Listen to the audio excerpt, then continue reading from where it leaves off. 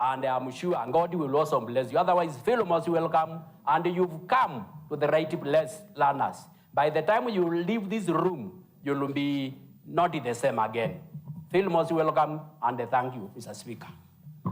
Thank you, Honorable Fiametta Ndunda, a former high school teacher. Thank you, Honorable Speaker, for this opportunity. And I want to welcome the students and teachers of Mala Secondary School, if I got it right, to this honorable house. We are delighted to host you today, and most important, to learn the procedures of this house. As a teacher, you can be anything in this life because teachers make everyone. So to the students, it's possible. The sky is not the limit.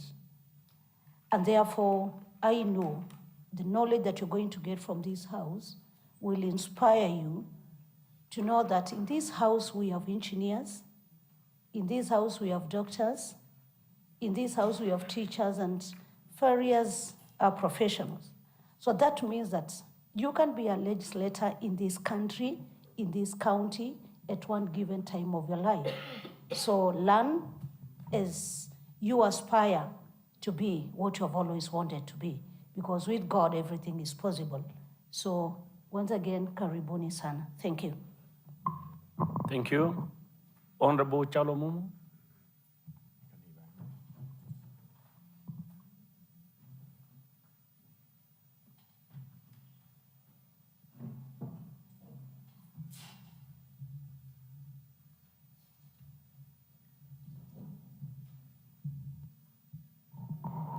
Thank you, Mr. Speaker, for this opportunity to also join my colleagues in welcoming the students, teachers of Mala Secondary School, Mr. Speaker, a school that is not just growing academically, but, Mr. Speaker, also extracurricular activity in Tulimani Ward, the principal being one of the best football training in the country. And Mr. Speaker, accompanying the team, it's important that I mention that the ward office that I work with is also at the public gallery, Mr. Speaker, led by none other than the PA, Alex, and also Janet, who is also the secretary, ward manager, Baraka, and Alex Mbo, and Wilson Mailu. Let them feel also mentioned in this house. Mr. Speaker, normally when we move, we don't leave our clergy. They are accompanied by our spiritual father, Pastor Mamu. Mamu, as you know what English Mamu means, Mr. Speaker, is a search. So, karibuni sana to this house, Mr. Speaker. Mr. Speaker, it's worthy to mention that this school has the best football team for Makueni. They actually represented Makueni County in the regional games that ended not long ago last year, Mr. Speaker. It's worthy to applaud the team led by their coach, Mr. Speaker. I hope Honorable, the minority leader, who is also a footballer and plays 49 minutes in the field, Mr. Speaker, acknowledge that, Mr. Speaker. So therefore, I wish to extend that hand to the Assembly, Mr. Speaker, for honoring that invitation. There are many who wish to come to this Assembly, Mr. Speaker, but the opportunities are not really available. But for today, Mr. Speaker, I am one of the proudest members of this County Assembly for having this team of very energetic young girls. Mr. Speaker, among them, there's a very young man, I must say. They usually call him Professor. That young man in the midst of this team has never been second since primary school. Second in me, I mean, he gets everything. A. So you can be assured that in the next exams, Tulimani will produce the best candidate in this Republic of Kenya, because they also have the wowney of doing good, Mr. Speaker. I thank you.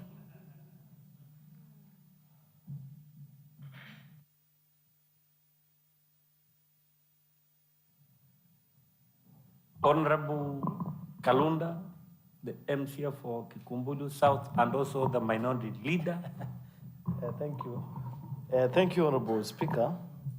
Now that my friend, Honorable Chalomo, mentioned me, I had also to join him and others to wish the school and the students especially all the best as they visit this assembly. And we also want to confirm to them that they elected their best. And he is always the best here in the assembly, leading many roles. Honorable Speaker, he has been the longest serving majority leader in the county assembly of Makueni for more than 7 years.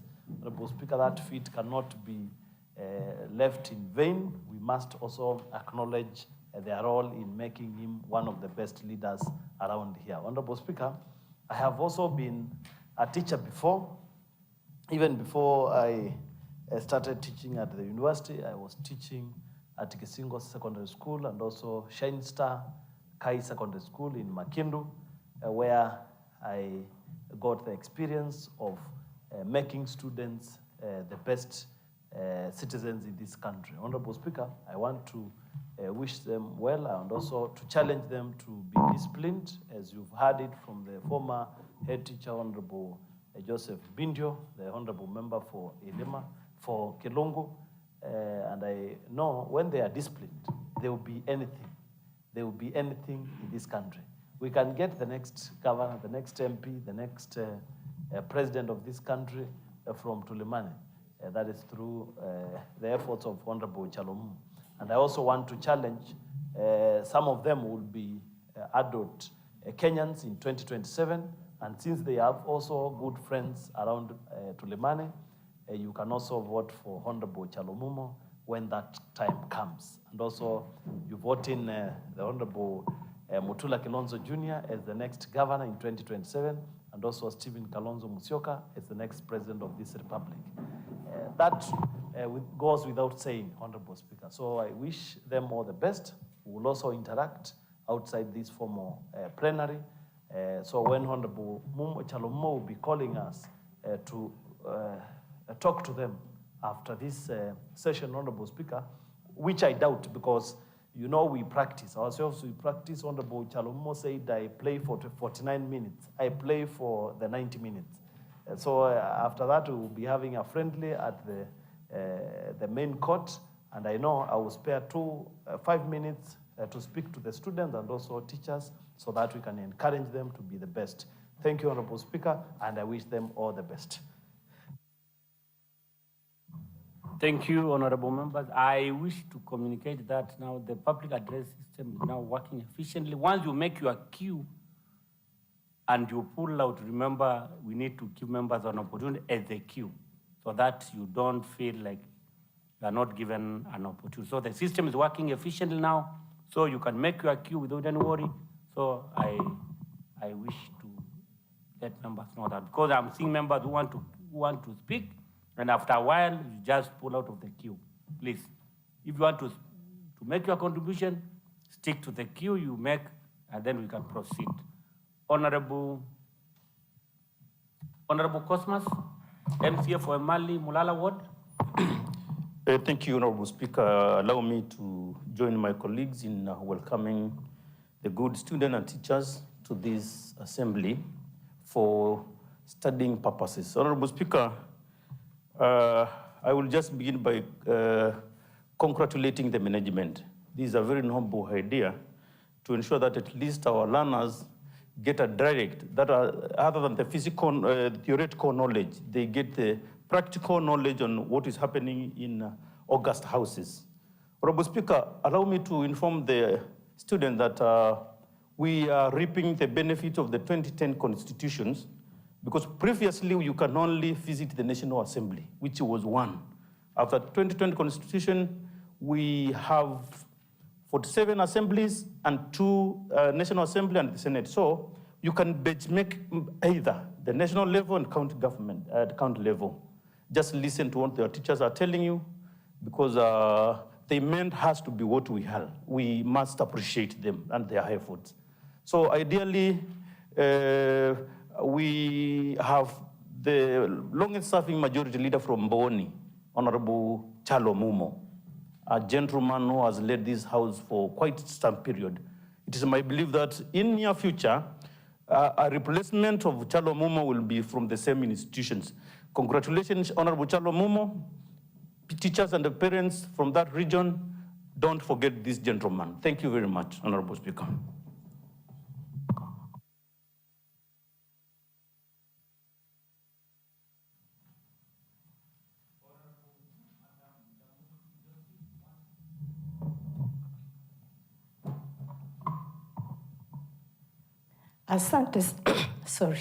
Asante sana Bwana Spika kwa kunipatia hii fursa ya kuongea.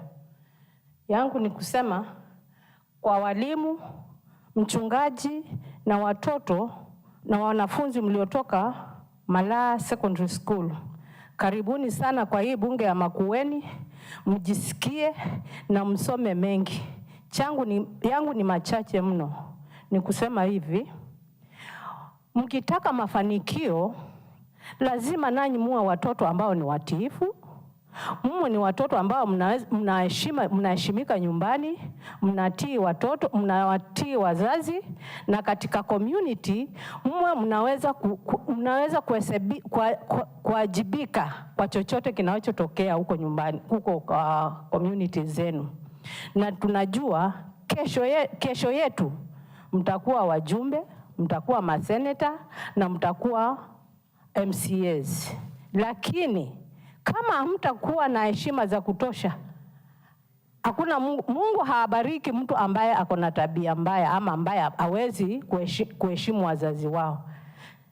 Pili, nataka mjue hivi, hata kama unatoka nyumba gani, hiwe mnafanya vibarua ama nini, ukienda shule ukifanya bidii, ukipata kile cheti baada ya kumaliza mtihani, akitasema kwenu hata mlikuwa mnafanya vibarua ama mama alikuwa anafua nguo. Kwa hivyo namaanisha nini? Someni kwa bidii sana ndio mtengeneze future ya kwenu na ya Kenya ya leo. Tunafurahia sana tukiwa hapa bunge. Tuna mheshimiwa Chalo Mumo. Ni MCA ambaye ni mtiivu sana. Hata huwa tunaiga mfano kupitia kwake. Kwa vile hakuna siku atakulalisha na uchungu. Na nyinyi naamini kuwa wakati ujao na nyinyi mtamuigiza na mje hapa bunge muwe ni watu wa kutazamika, na muwe pia mnakaa kama gavana wenu ambaye ni Mutula Junior Kilonzo, anakaa kama tu Chalo Mumo. Ni vile tu hajaitwa Chalo Mumo. Asanteni sana. Na wanaofanya mtihani wa form 4 na watakia mfanye mtihani wenu vizuri, mkiofia mtaenda mbali. Asanteni sana, na asante sana Bwana Speaker kwa kunipatia nafasi. Thank you, honorable members. Next order, please.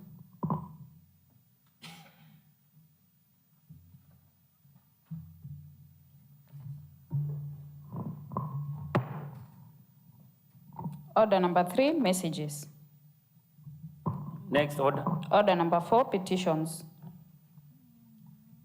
Next order. Order number 5, papers.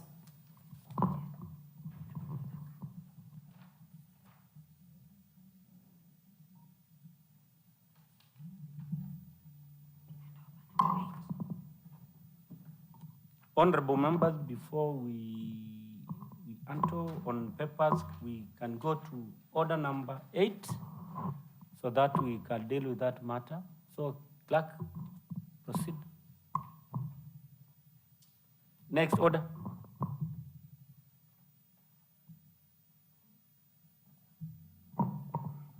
Order number 8, the Makueni County Finance Bill 2025, Makueni County Assembly Bill number 9 of 2025, order for second reading.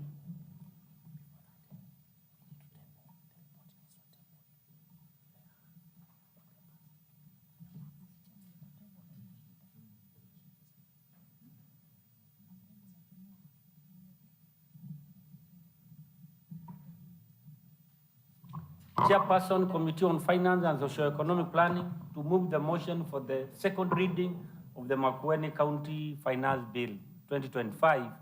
That is the Makueni County Assembly Bill number 9 of 2025.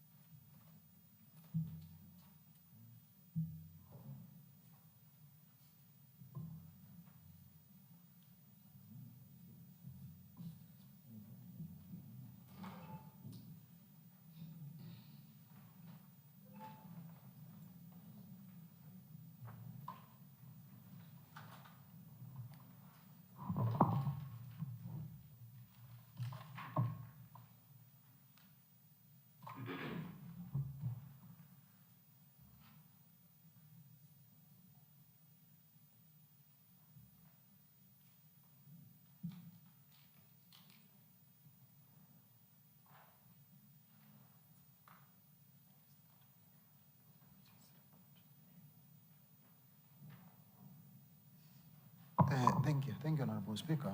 Sorry, I was just consulting. Honorable Speaker, allow me to table the committee's report before I move the motion.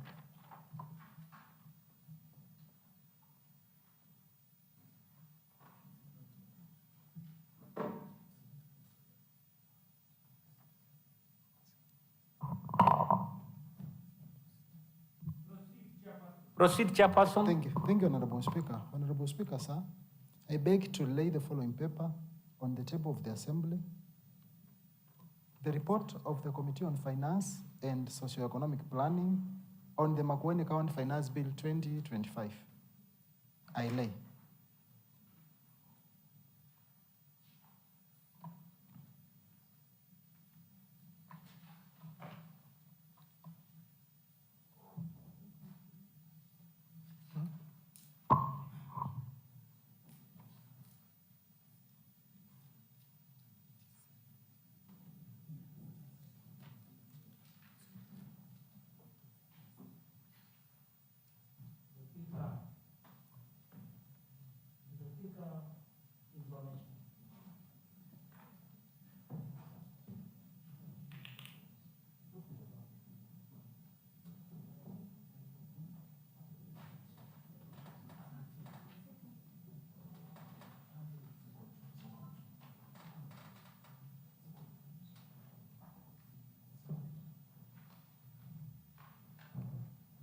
Thank you.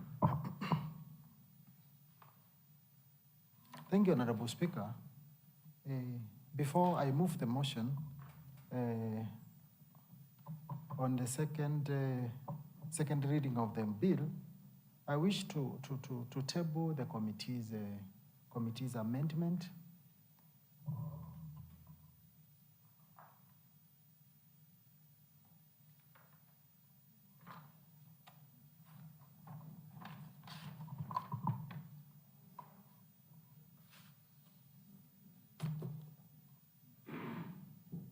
Mr. Speaker, sir,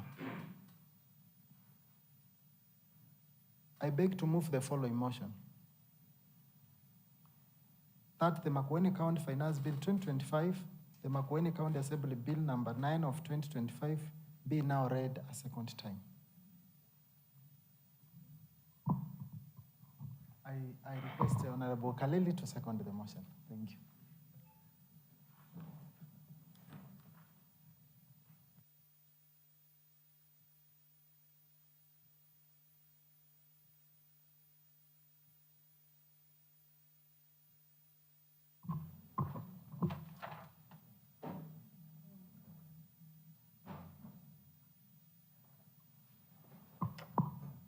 Honorable members, I now propose that the Makueni County Finance Bill 2025, that is the Makueni County Assembly Bill number 9 of 2025, now read a second time.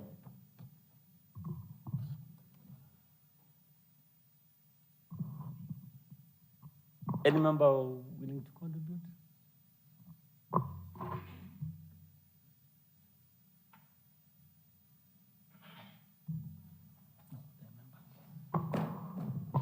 Thank you, Honorable Speaker. Honorable Speaker, I just want to seek your clarification. The chair has just proposed a second reading of a bill. He has not given these members any details of the second reading. And the second reading is where they give an highlight of what the committee has noted and the report from the public participation. So how does the chair want us to be informed as we go into the second reading? So the chair should have guided members on whether they received any memorandums, whether they went for public participation, what was the input, so that members can debate from an informed position. Honorable Speaker.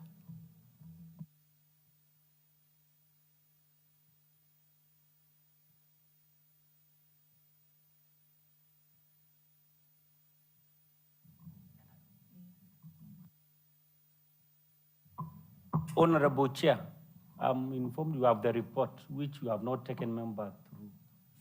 And that is the agreement you had with the table office. Or you had not looked at it. Yes. Update members on what happened really during the public participation, and if there were memoranda which were presented to the County Assembly. Proceed and take your time. We are not in a hurry.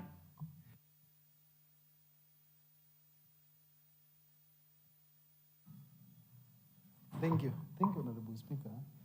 Thank you, Mr. Speaker, sir.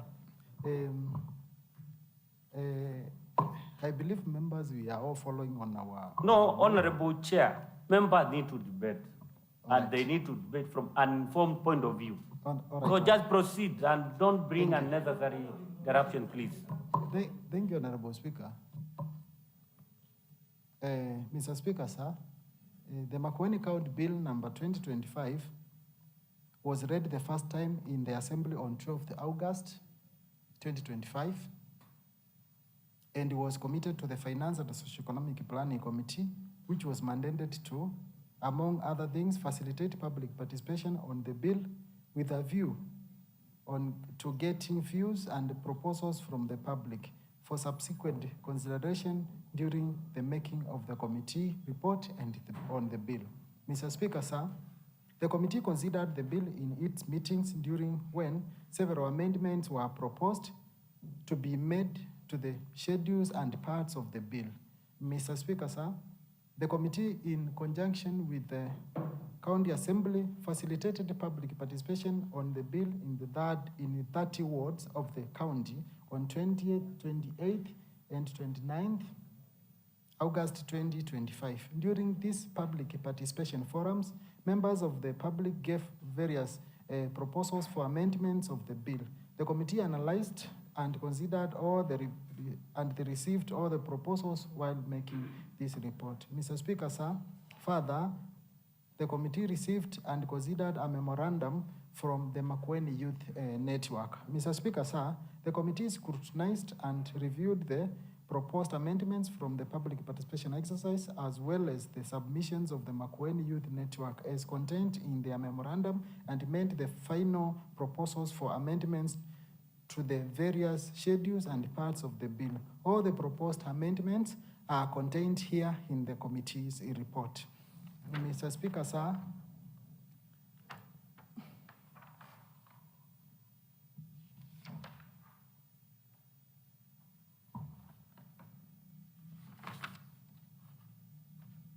Mr. Speaker, sir, the committees, the proposed amendments are in page 6 of this report up to page 11. Part of the amendment was on schedule part 14, which is search fees. Search fees for plot owners per plot, it is 1,000 shillings from the current 2,000 to conform to the charges as provided in the Makueni platform. Part 26 is on AOD services. This is where the many amendments are. This was to factor in the share rates according to the vendor proposals. There are so many of them, Mr. Speaker. You can see the on rental services, the per section shift, it is 9,000. It is 9,500, 10,500, 10,500 to 14,250. These are share rates. All these they are share rates, and Mr. Speaker, they are guided by the vendor rates. Also, there's some additional information on radiology, X-ray, and maternity. Yes, Mr. Speaker, all the revenue streams which directly affect the day-to-day life and businesses of the citizens all remained unchanged from the current Finance Act.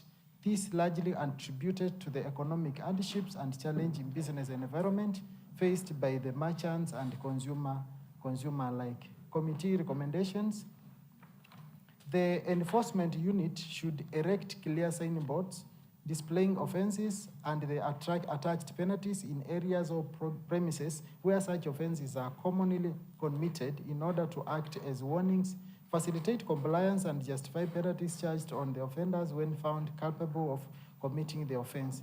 Example, in the bus park and undesignated passenger pickup on drop-off areas in the rivers, among others. Recommendation number 2, Mr. Speaker, is the department to develop a county legislation to regulate the farming, especially farming on Mokoka. This is an area which has really given all of us stress. Our transportation sector, sales and consumption of miraa Mokoka Kangeta in the county in line with section of 17(2) of the Crop Act 2013 and Regulation 8 to 11 of the Crop Miraa Regulations 2023, and further streamline the licenses of miraa Mokoka trading in the county and submit the proposed bill to the county assembly within 90 days of the adoption of this report. Mr. Speaker, committee recommendation number 3 is the department to put in place appropriate plans to put in effect the provision of Section 160 of the Public Finance Management Act 2012 to establish a county revenue board or authority for effective revenue collection in the county.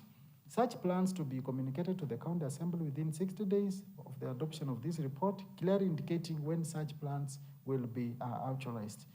Number 4, Mr. Speaker, in line with the provisions of Section 165 of the Public Finance Management Act 2012, the department shall submit to the county assembly quarterly reports on the performance of each revenue stream, specifically license and sales fees on Mokoka Miraa, license and sales fees on scrap metal, license and sales fees on red soil public health, parking fees, bus park, building approvals, land rates, AIA, among others, clearly showing each quarter target versus the quarter receipts. Mr. Speaker, committee recommendation number 5 is the Department of Finance, Planning, Budget and Revenue, in collaboration with the Department of Infrastructure, Transport, Public Works, Housing and Energy, should put in place adequate plans to construct vehicle parking areas in the major towns in the county in order to tap in on the uncollected revenue from the streams due to the lack of designated parking areas in various towns, such as Emali and markets in the county. Such plans to be communicated to the county assembly within 60 days. In conclusion, Mr. Speaker, it is committee's belief that the full implementation of this finance bill shall enable the county realize and surpass the revenue target for the financial year 2025-2026 in order to supplement the financing of the development projects and programs planned in the county government budgets of the financial year 2025-2026.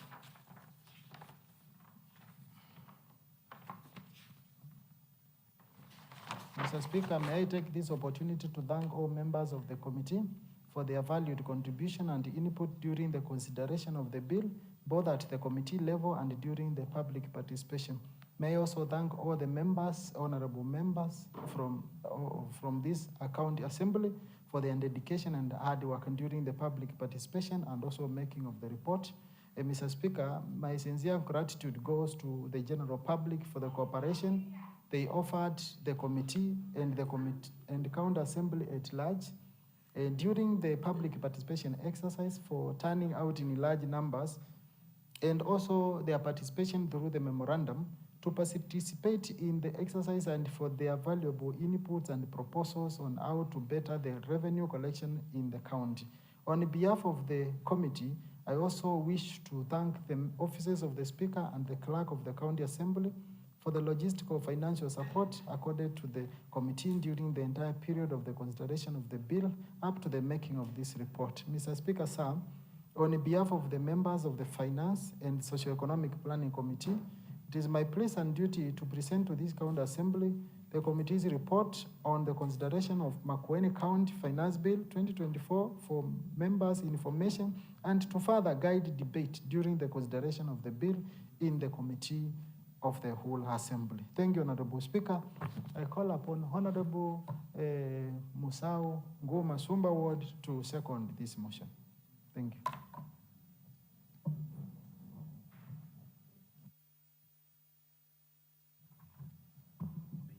No, members, because the chair has taken out through the report, which was part of what is coming in the appendix for those who have looked at the order paper. But basically, that was just a report for members' information. However, what will come when we dissolve the committee of the whole has been added as a notice of amendments to the finance bill. So as we proceed, I wish also to welcome any member willing to make contribution to that effect before I put the question. Honorable Kalunda.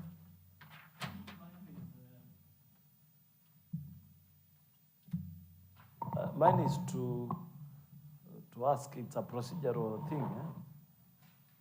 I'm asking how many times the chair is going to move this motion, because he moved, it was successfully seconded, and now he has moved again, and it has been seconded by a different member. Honorable Speaker, the lethargy with the chair is very dangerous. I've seen the chair, sometimes he is reminded of his roles. Now he was just reminded by the Honorable Muthike that he should move some notes to show us what he wants to bring on the table. Now he has done that. He came to the table, he collected that. I doubt whether he had even internalized whatever he was reading. Sometimes the chair is joking with this work. This work is very serious. A finance bill will affect how the people of Makueni will feel this government for a whole year. Yeah? It is not a joke. You saw the National Law on Finance Act, Honorable Speaker, in 2023 or 2024. It was like a big joke for the member of parliament who was moving, the chair for finance at National Assembly. It was a big joke for them. They did not even care. They knew they had the vote and things like that. The same thing is happening with the chair. He doesn't put the necessary effort to know what he is reading for us, what he is moving this motion on, Honorable Speaker. Those are the things we need to ask ourselves. And committee work is very serious. It is the same as the assembly work.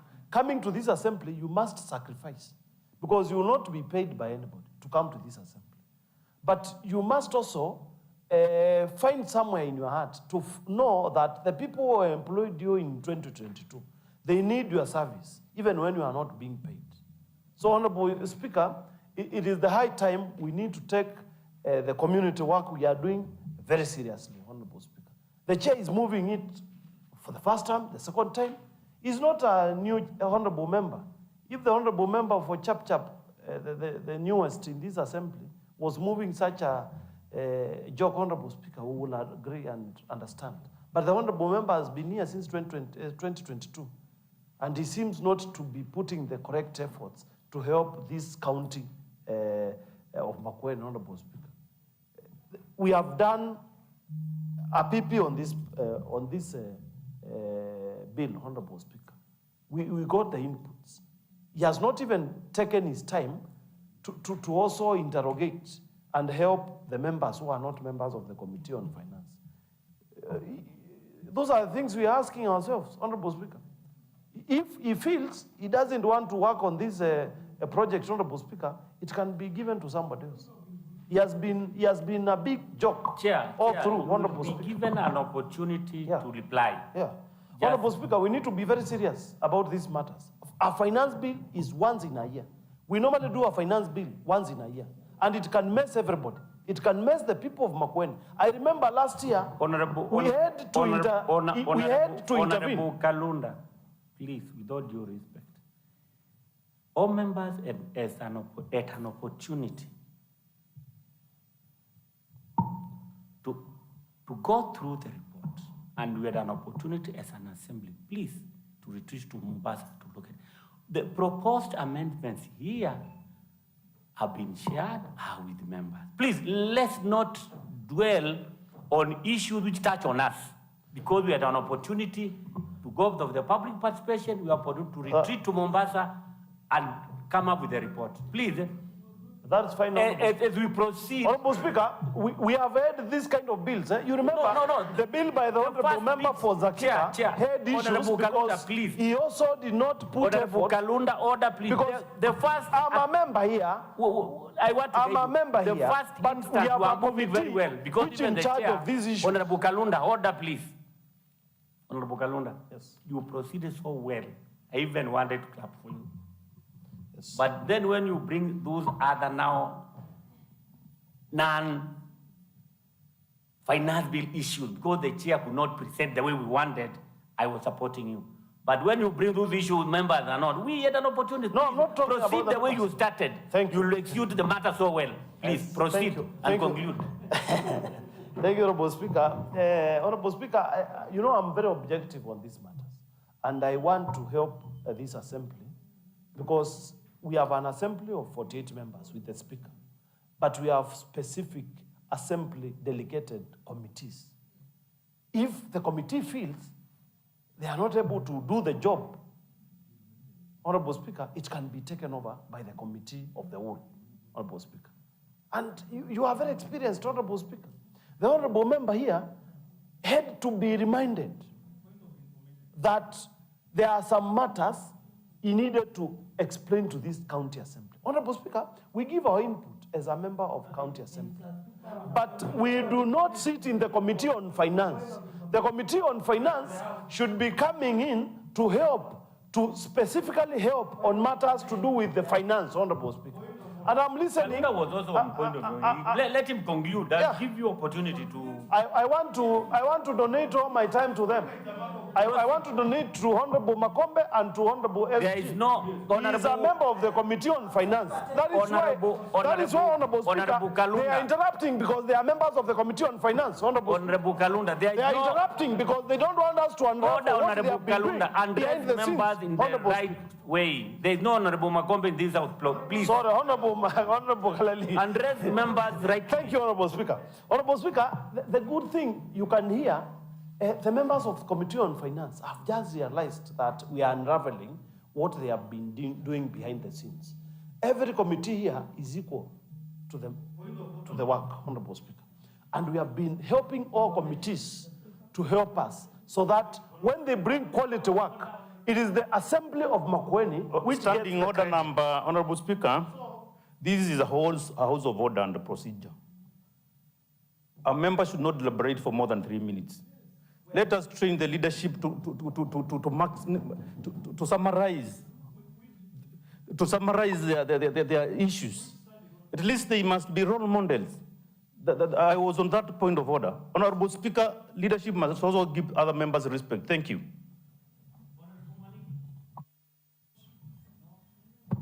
Mr. Speaker, when we started with the procedurally, or now we move with the orders of the day. And Mr. Speaker, you ordered that we skip to go to number 8, motions, Mr. Speaker. And before the chair, finance, moved a motion for the second reading of the bill, Mr. Speaker, there is something he laid on the table of this house, Mr. Speaker. What was it? Because I believe he laid the report of the Committee of Finance, where we are supposed to go through the report, then we understand what is in the report, so that he can move the motion for the second reading of the bill, when we are aware of what is it. Mr. Speaker, he laid something. What was it? Mr. Speaker, I raised on the point of information, Mr. Speaker, you ignored me. And that is the reason why we are in this mess. We are confused. Even the leader minority is confused. He doesn't know. He don't get anything from the chair of finance, Mr. Speaker. Mr. Speaker, I think we need to go back so that the chair of finance lays the report properly. We interrogate, we can ask for the, we reduce the period of notice, Mr. Speaker, then he can move to the next one. If we mix things like this, Mr. Speaker, we get it wrong, because I cannot contribute to what is coming, Mr. Speaker, while we are skipping some details. Thank you, Mr. Speaker. Chair. Honorable The Speaker. members raised by Honorable. Yes, Honorable Kalunda. Speaker. Honorable Speaker, you see, we jumped papers laid to this bill, Mr. Speaker. I have the papers to lay. I also have notices of motion. So, Honorable Speaker, the majority leader, the minority leader, I'm surprised. He's a senior ranking member in this assembly, but himself cannot. Chair. Honorable Speaker. Chair. So, Chair. Honorable Chair. Speaker. Chair. No. I started. Chair. You are totally wrong. I started by laying a paper, Honorable Speaker. The chair, you should apologize. You are totally wrong. We are not here, chair. Belittle this honorable house. You know, a lot of assemblies are many in our county. When assembly come to begmen here, you cannot enter down. You are confused. You are not sure what you are passing. Yes, all chairs must prepare, Honorable Speaker. They must be ready to take over a motion.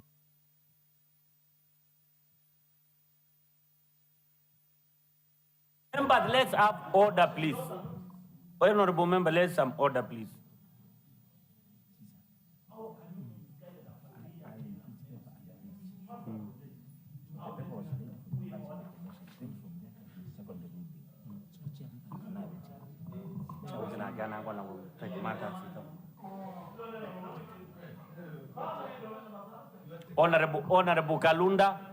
Honorable Kalunda, please, let's have some order.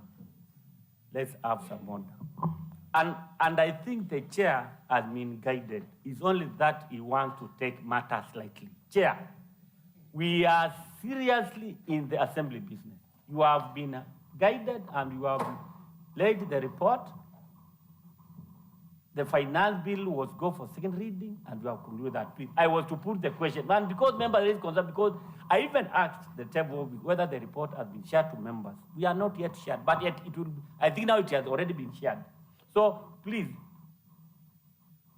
try to guide members as they wish, because these are very serious matter which needs serious interpretation. Please, thank you. Let's proceed.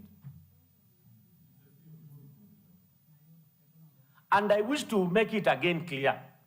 The PA system is now working efficiently. So you cannot queue now, and after a while, you leave, you queue again, and you leave. When we are concluded, you want also to queue. Once you queue, please maintain that queue. Because I will give you as per the order you have requested to speak.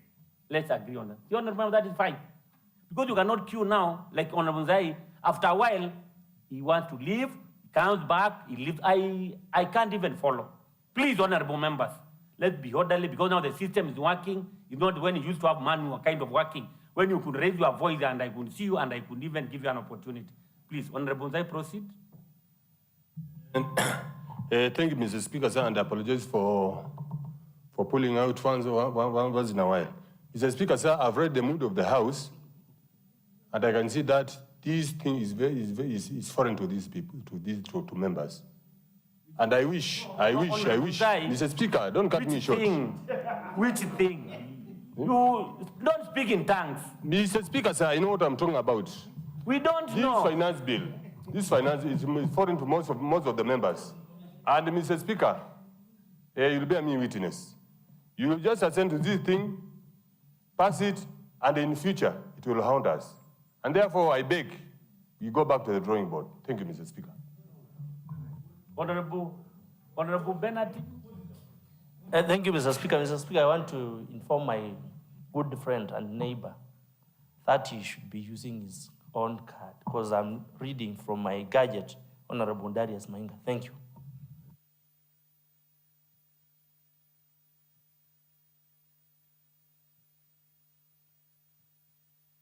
Honorable Muthike.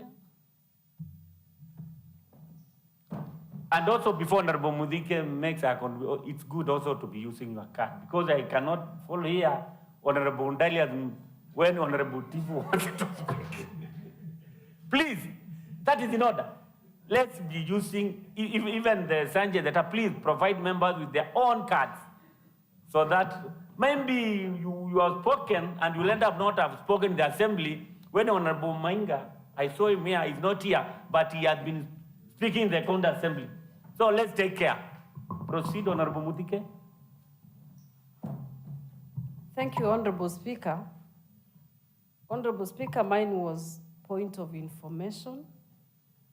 And I had risen when the chair was on his feet. And because the chair has left the floor, Honorable Speaker, I will raise it as a matter of procedure, so that in future, we do not find ourselves in the same quagmire as we are finding ourselves with this report. Honorable Speaker, when you order that the sequence be changed so that we go to order number 8, then what should have come under order number 8 was squarely the bill for a second reading, not the chair to table the report. The report should have been tabled under papers because it is appearing in the order paper under papers. So, Honorable Speaker, this report on the Committee on Finance should have been tabled under papers because it is appearing in the order paper under papers, and you only read that we go to order number 8, which reads bills, Honorable Speaker, so that we do not confuse members on issues that are matters procedure. The paper should just have come under papers, so that as the chair goes to order number 8, we would have moved the bill without creating a lot of confusion to members. But why you see members are being confused is some of them are getting confused how we had a paper being laid at order number 8 where we expected a bill to be read for a second time. Thank you, Honorable Speaker. Thank you, honorable members. I think the confusion has been handled by Honorable Mudike now because we changed the sequence to order number 8 for the second reading.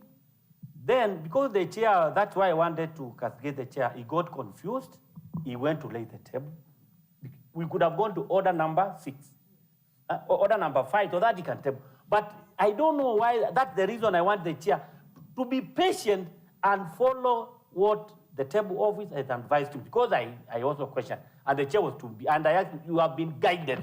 So chair, please, it's a warning, because we have done the two matters, but interchangeably, but going forward. And the leader minority has even said, other members have expressed, Honorable Mwaniki raised the same matter. So please, take the matters of this county assembly more serious. Thank you. I'm a member of also finance. We are also several members, but chair, take it more serious. Thank you. I think the matter is now concluded. We can proceed.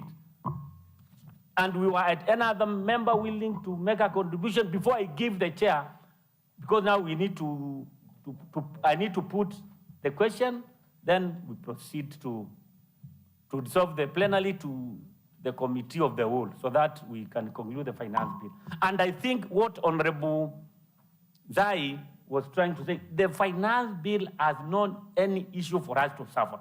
And I think that is clear. Because if it had any amendment, you can move, you can be assisted by the table office to bring the amendment you wish to be included. So that you don't end up saying, I just want the members of the assembly, they didn't listen to me. So now we can proceed.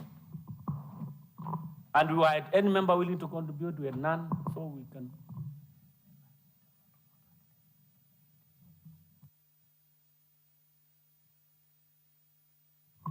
And members, we need also to understand the bill. I have every member at the bill, the finance bill. I think so. And then the amendments have been added in the order paper. We can go through them so that we can proceed.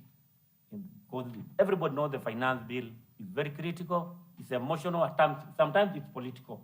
Thank you.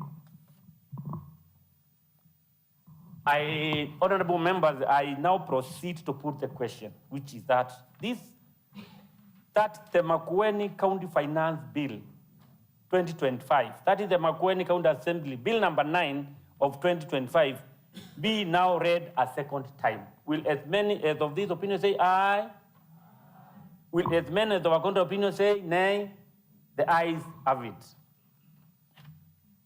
Clerk, read the next order, please. Now read the bill for the second time.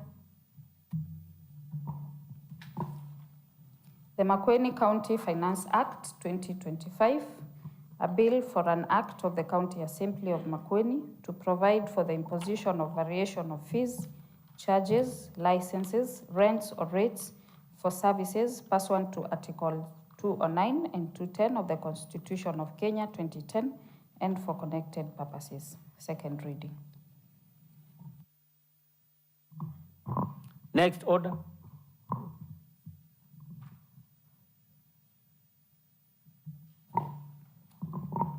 Order number 9, Committee of the Whole Assembly, the Makueni County Finance Bill 2025, Makueni County Assembly Bill number 9 of 2025.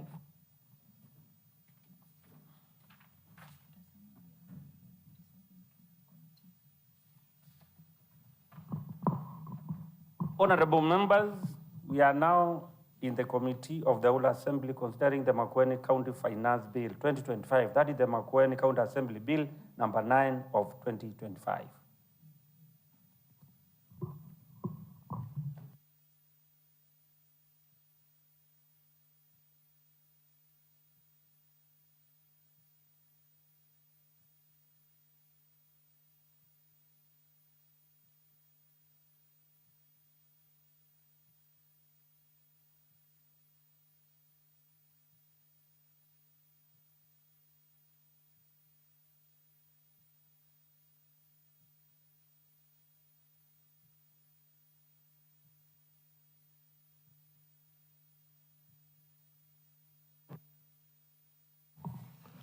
Honorable members, we are now in the Committee of the Whole Assembly considering the Makueni County Finance Bill 2025, Makueni County Assembly Bill number 9 of 2025.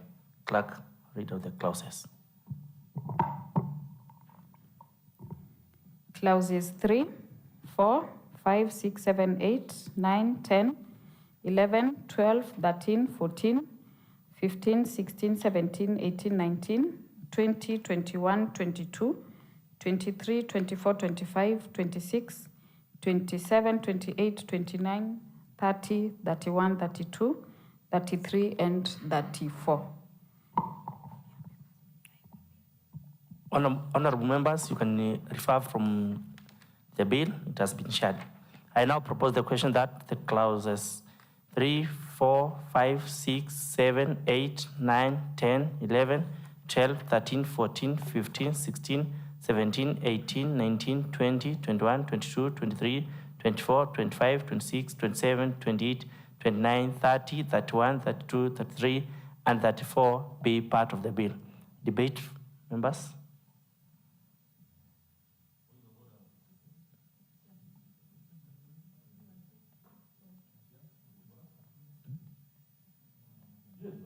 Serious, but you have no quorum.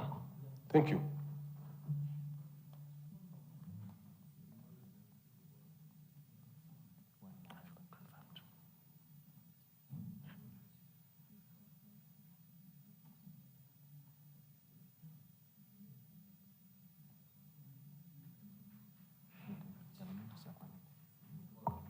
Sergeant to ring the quorum bell.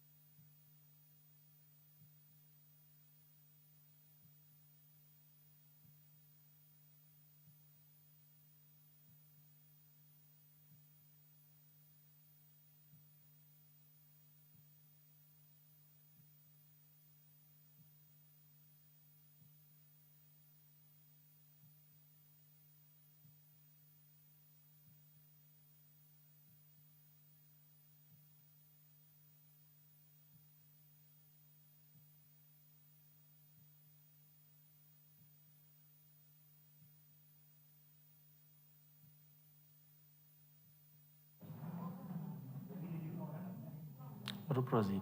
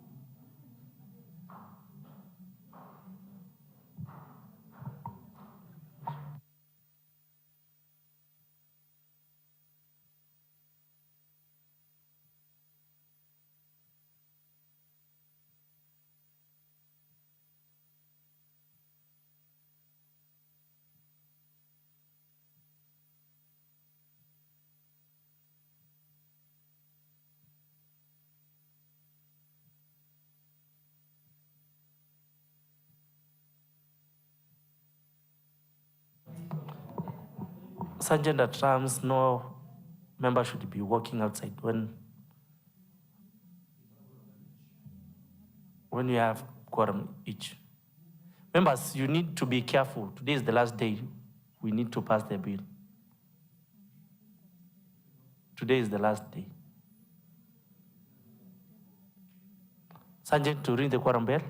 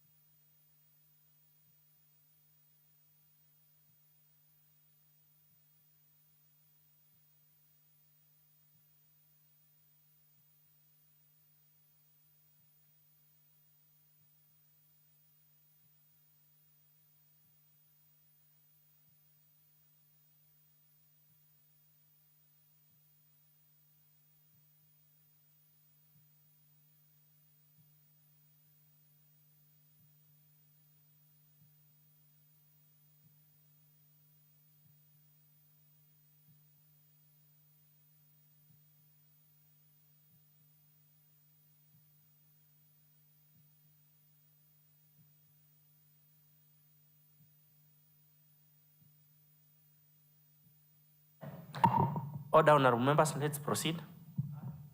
I now put the question that clause 3, 4, 5, 6, 7, 8, 9, 10, 11, 12, 13, 14, 15, 16, 17, 18, 19, 20, 21, 22, 23, 24, 25, 26, 27, 28, 29, 30, 31, 32, 33, and 34 be part of the bill. Will as men of that opinion say aye? Will as men of the contrary opinion say nay? The ayes have it. Clerk. The first schedule. I now propose the question that the first schedule be part of the bill. Members to debate. You can refer to your bills. I now put the question that the first schedule be part of the bill. Will as men of that opinion say aye? Will as men of the contrary opinion say nay? The ayes have it. Clerk. The second schedule. I now propose the question that the second schedule be part of the bill. Debate. I now put the question that the second schedule be part of the bill. Will as men of that opinion say aye? Will as men of the contrary opinion say nay? The ayes have it. Clerk. The third schedule. I now propose the question that the third schedule be part of the bill. Debate. Chair, Finance.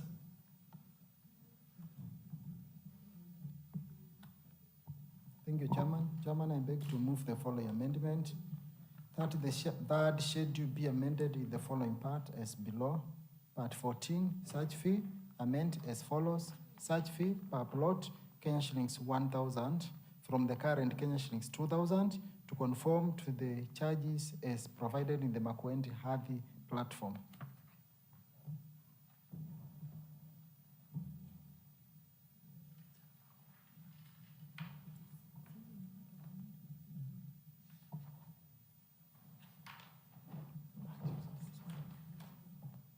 Part 26. Thank you, Honorable Speaker. Part 26 on health services.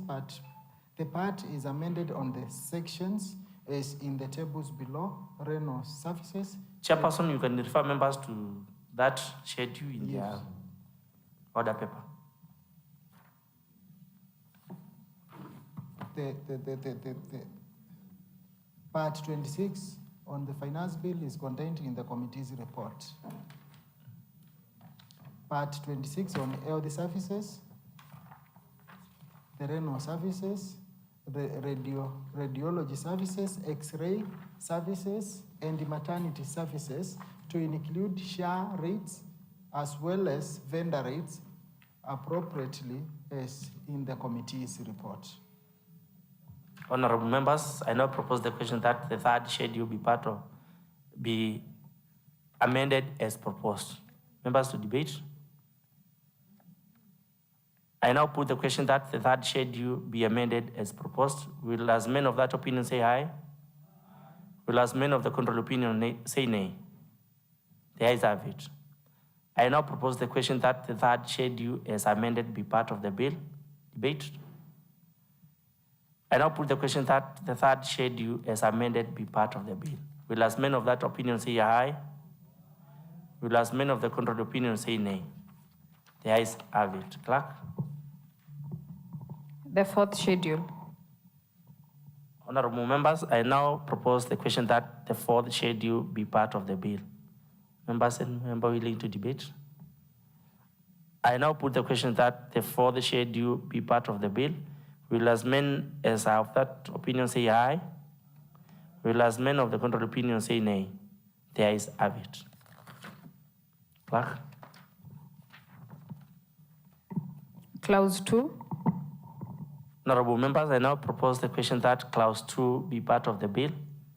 Any member wants to contribute? I now put the question that clause 2 be part of the bill. Will as men of that opinion say aye? Will as men of the contrary opinion say nay? The ayes have it. Clerk. The title. I now propose the question that the title be part of the bill. Members to debate. I now put the question that the title be part of the bill. Will as men as of this opinion say aye? Will as men of the contrary opinion say nay? The ayes have it. Clerk. Clause 1. I now propose the question that clause 1 be part of the bill. Members to debate. I now put the question that clause 1 be part of the bill. Will as men of that opinion say aye? Will as men of the contrary opinion say nay? The ayes have it.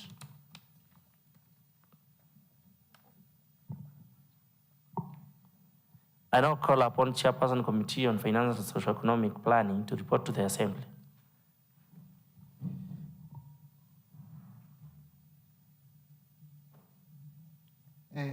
Thank you. I beg to move the following motion that this committee do now report to the Assembly on its deliberations on the Makueni County Finance Bill 2025, Makueni County Assembly Bill number 9 of 2025, and its approval thereof with amendments. I propose the question that this committee do now report to the Assembly on its deliberation on the Makueni County Finance Bill 2025, that is Makueni County Assembly Bill number 9 of 2025, and its approval thereof with amendments. Any debate? I put the question that this committee do now report to the Assembly on its deliberation on the Makueni County Finance Bill 2025, Makueni County Assembly Bill number 9 of 2025, and its approval thereof with amendments. Will as men of that opinion say aye? Will as men of the contrary opinion say nay? The ayes have it. That is the end of the committee of the whole Assembly.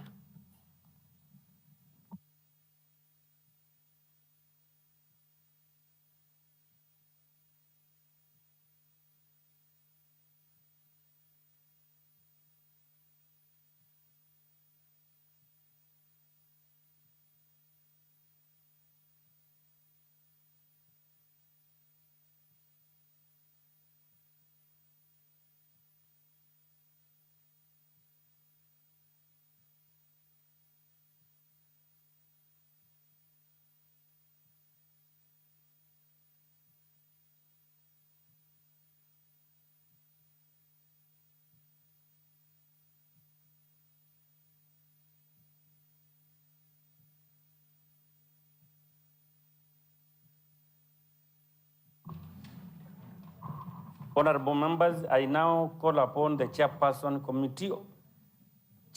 of the committee to report to the county assembly. Chairperson?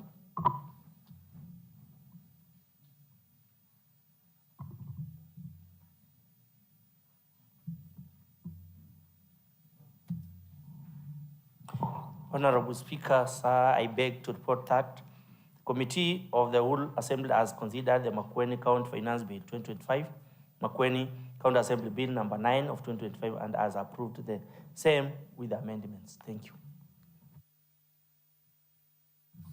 Move of the motion.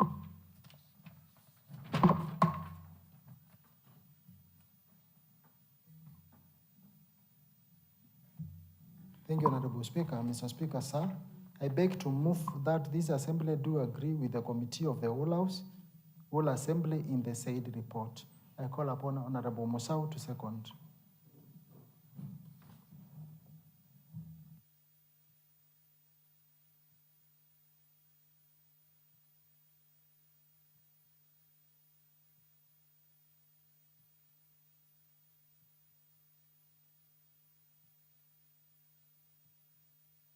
Sorry, members, I was not captured by the mic.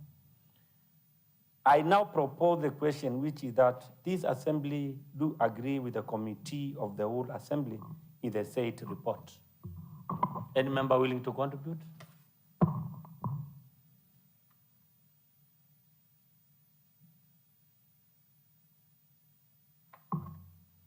Honorable members, proceed, Honorable Kalunda. Honorable members, I now put the question, which is that this assembly do now agree with the Committee of the Whole Assembly in the said report. Will as many as are of this opinion say aye? Will as many as are of a contrary opinion say nay? The ayes have it.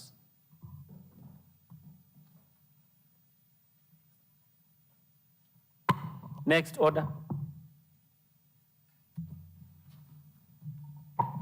Order number 10, the Makueni County Finance Bill 2025, Makueni County Assembly Bill number 9 of 2025, order for third reading. Chairperson.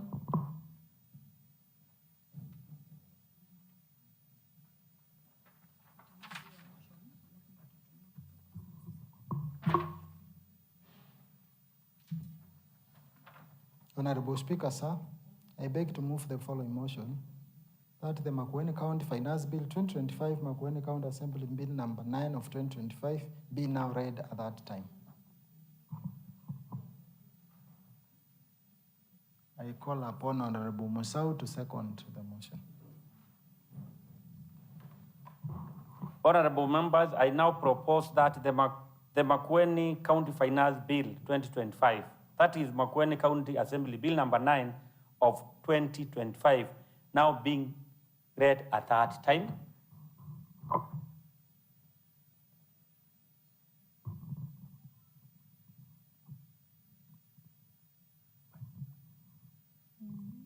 Any member willing to make any contribution?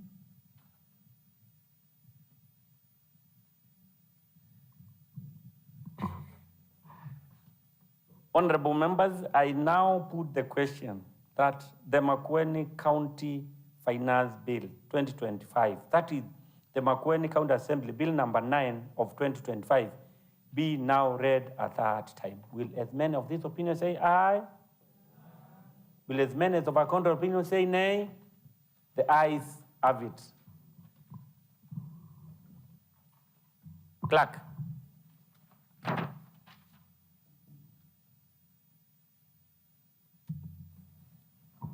The Makueni County Finance Act 2025, a bill for an act of the County Assembly of Makueni to provide for the imposition or variance of fees, charges, licenses, rents, or rates for services pursuant to Articles 209 and 210 of the Constitution of Kenya 2010 and for connected purposes. Third reading.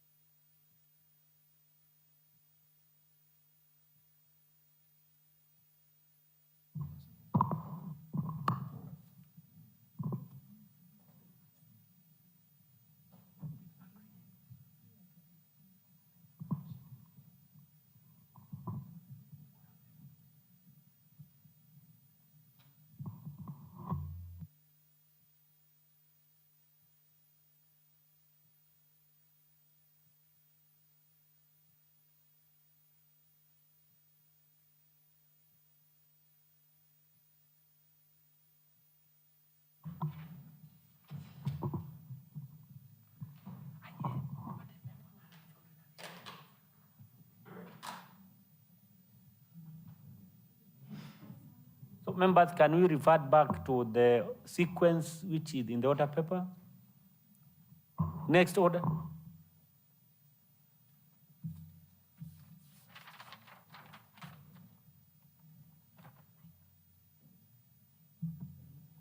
Order number 5, papers.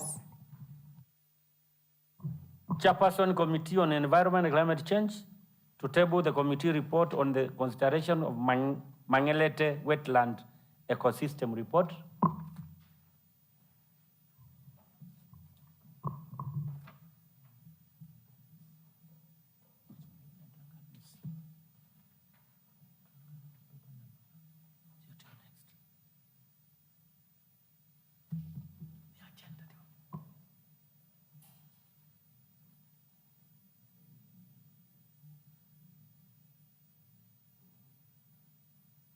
Chairperson, proceed. Thank you, Honorable Speaker. Honorable Speaker, that report is not ready. Yes, it's not ready. That's. So, timeline, when are we ready to table? We want to table it on Monday. On Monday? Yes. Thank you. Chairperson Committee on Gender, Children, Youth, Sports and Social Services to table the following reports. Chairperson of the Vice Chair. If the Chair prepares, can we go to the Chairperson Committee on Finance, Socio-Economic Planning to table? You have several reports. Report on the finance, on socio-economic planning. One that is County Executive, County Assembly, Fund Development, Fruit Development and Marketing Authority, quarterly report. You have 5 reports. Can you proceed?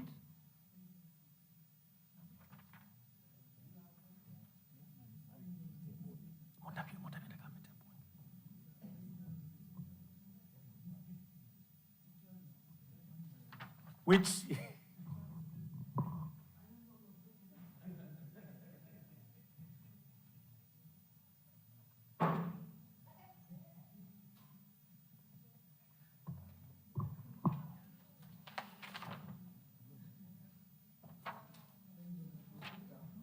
hold on. Honorable Speaker, thank you very much. We are trying to clean the Finance Committee room. We have 5 reports. So I can start. Honorable Speaker, the first report, I beg to lay the following paper on the table of the Assembly. The report of the Committee on Finance and Socio-Economic Planning on the Makueni County entities. That is County Executive, County Assembly, Fruit Development and Marketing Authority quarterly reports and financial statements for the period ended 30th June 2025. I lay.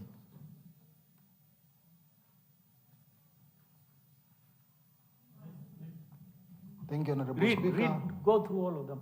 Honorable Speaker, I beg to lay the following paper on the table of the Assembly. The report of the Committee on Finance and Socio-Economic Planning on the Makueni County Public Funds, CRF, Receiver of Revenue, Emergency, Empowerment, Climate Change, Bursary and Car Loan and Mortgage, quarterly reports and financial statements for the period ended 30th June 2025. I lay.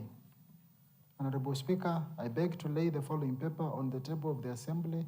The report of the Committee on Finance and Socio-Economic Planning on county and sub-county hospitals, MCRH, Chambeke, Ndongoni, Makindu, Kambu, Kisau, Tawa, Sultan Ahmud, Mutiambua, Matiliko, Kilungu, Kalawa, Kibwezi, Mboni, Emali, Mutituandei, and Mukuyuni sub-county hospitals, quarterly reports and financial statements for the period ended 30th June 2025. I lay. Honorable Speaker, sir, I beg to lay the following paper on the table of the Assembly.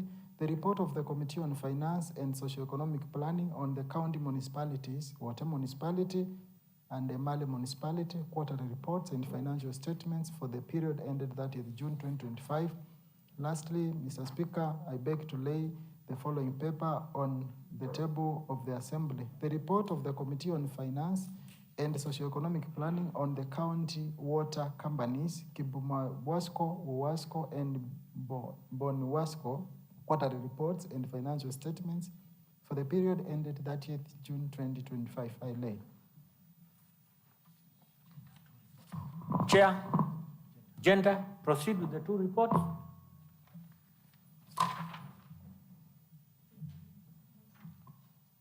Honorable Speaker, we are requesting for 7 days because we have not received the response from the relevant department.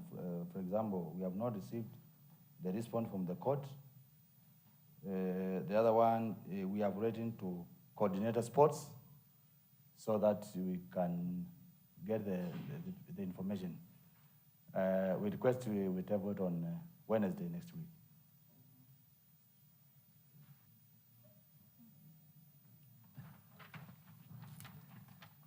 To table the committee half-yearly progress report for the period January to June 2025.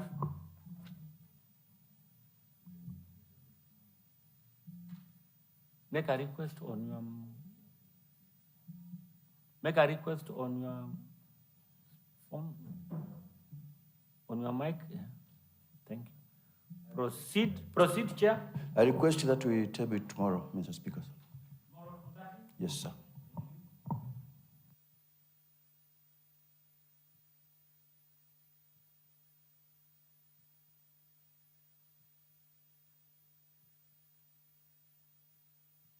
I beg to lay the following paper on the table of the Assembly.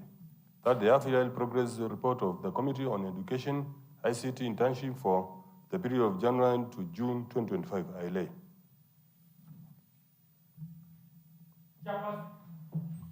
Chairperson Committee on Education, Chairperson Committee on Agriculture, Livestock, Fisheries and Corporate Development, to table the committee half-yearly progress report for the period January to June 2025.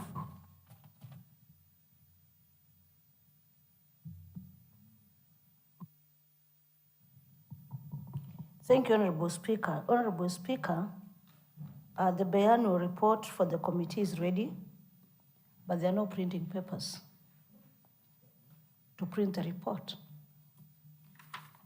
And therefore, if the papers are failed today, we're going to table it tomorrow at 2 p.m. Tomorrow, 2:30? Yes, 2:30 p.m., yes. Thank you. Chairperson Committee on Water, Sanitation and Irrigation, to table the half-yearly progress report for the period January to June 2025. Water. Chairperson or committee member. What? Committee on Water, no member. Tomorrow, 2:30. Chairperson Committee on Trade, Marketing and Industry, to table the committee half-yearly progress report for the period January to June 2020.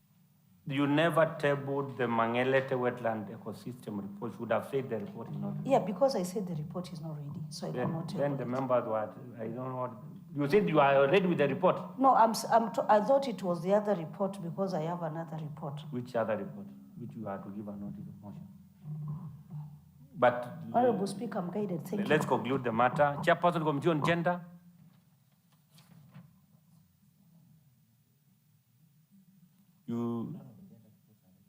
None of the gender report is ready. Committee on Finance, Socio-Economic Planning.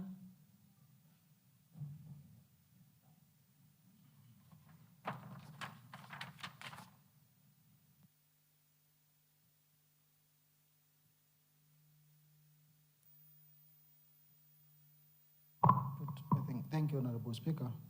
Honorable Speaker, I have 7 notices of motion. I beg to give notice of the following motion, that this Assembly adopts the report of the Committee on Finance and Socio-Economic Planning on the request for approval of 4 quarter payments from the County Emergency Fund laid on the table of the Assembly on 29 September 2025. Mr. Speaker, sir, I beg to move to give the notices of motion that this Assembly adopts the report of the Committee on Finance and Socioeconomic Planning on Financial Year 2024-2025, March, June Emergency Status Report laid on the table of the Assembly on 29 September 2025. Honorable Speaker, I beg to give notice of the following motion, that this Assembly adopts the report of the Committee on Finance and Socioeconomic Planning on the Makueni County entities, County Executive, County Assembly, and Fruit Development and Marketing Authority, quarterly reports and financial statements for the period ended 30th June 2025, laid on the table of the Assembly on 30th September 2025. Honorable Speaker, I beg to give notice of the following motion, that this Assembly adopts the report of the Committee on Finance and Socioeconomic Planning on the Makueni County Public Funds, CRF, Receiver of Revenue, Emergency, Empowerment, Climate Change, Bursary and Car Loan and Mortgage, quarterly reports and financial statements for the period ended 30th June 2025, laid on the table of the Assembly on 30th September 2025. Honorable Speaker, I beg to give notice of the following motion, that this Assembly adopts the report of the Committee on Finance and Socioeconomic Planning on the county and sub-county hospitals, MCRH, Chambeke, Dongoni, Makendo, Kambu, Kesau, Tawa, Sultan Ahmad, Mutiambua, Matitiko, Kilungu, Kalawa, Kibwezi, Mbowani, Emali, Mutituande, and Mukuyuni quarterly reports and financial statements for the period ended 30th June 2025, laid on the table of the Assembly on 30th September 2025. Honorable Speaker, sir, I beg to give notice of the following motion, that this Assembly adopts the report of the Committee on Finance and Socioeconomic Planning on county municipalities, Wote and Emali municipalities, quarterly reports and financial statements for the period ended 30th June 2025, laid on the table of the Assembly on 30th September 2025. Honorable Speaker, I beg to give notice of the following motion, that this Assembly adopts the report of the Committee on Finance and Socioeconomic Planning on county water companies, Kibumawasco, Wawasco, and Bonwasco, quarterly reports and financial statements for the period ended 30th June 2025, laid on the table of the Assembly on 30th September 2025. Thank you. Chairperson, Committee on Lands, Honorable Maniki, proceed.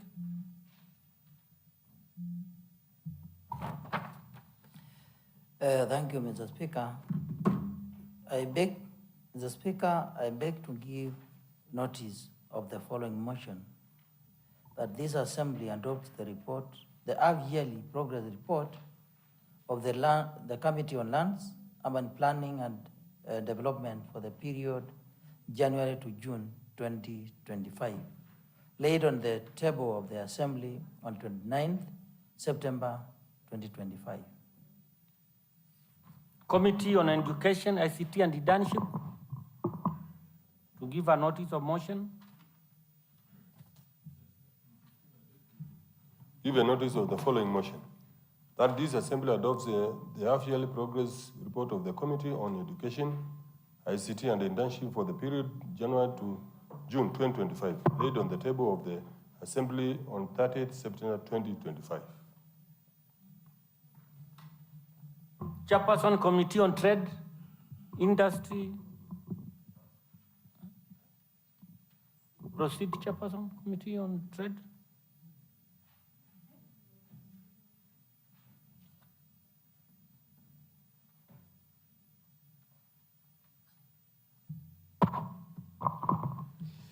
Thank you, Honorable Speaker. I beg to give notice of the following motion, that this Assembly adopts the half-yearly progress report of the Committee on Trade, Market, Industry, Culture and Tourism for the period January to June 2025, laid on the table of the Assembly on 30th September 2025.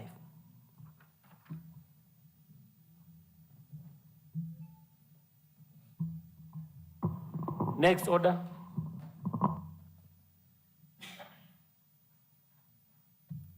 Clerk, Order number 7, statements. Next order. I now direct to go to order number 11. Order number 11, motion, the report of the Committee on Environment and Climate Change on the report on recruitment of Board of Directors of the Makueni County Climate Change Fund.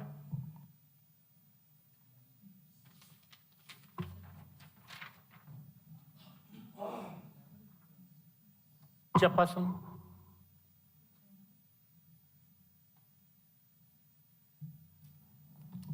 Thank you, Honorable Speaker. Honorable Speaker, the report is ready.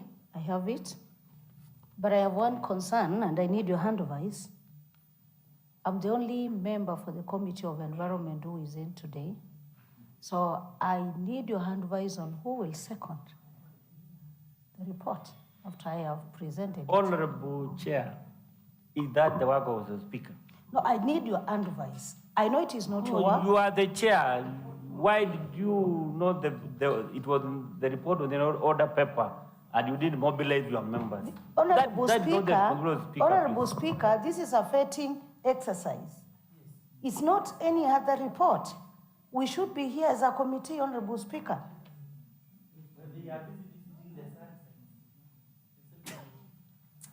So that is my concern. If it were another report, like a assembly business, like another, I would really know what to do. But now I'm confused and I need your guidance.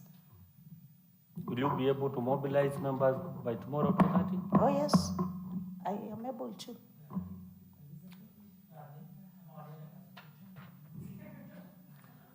What is it, Honorable Bernard? Thank you, Honorable Speaker. Honorable Speaker, it's fun. If a serious business like this one, members who have been vetted, that can be postponed to tomorrow because of a committee of 9 members. And we have only one who is absent, who is taking some leadership skills, who is the chair. But the others are, that committee is made of, majority are the leaders, like the deputy majority leader, and also the CASIB member, who are busy meeting at Kazikeu to organize on how to sell sand. But they can't come here just to second a motion, Mr. Speaker. Mr. Speaker, we need to be serious with the matters of this House, Mr. Speaker. So, Mr. Speaker, anyway, thank you. Honorable Cosmas. Thank you. Honorable Speaker, you know, an order paper is prepared 24 hours before the business. And such was done yesterday, Honorable Speaker. Actually, we got this paper on time.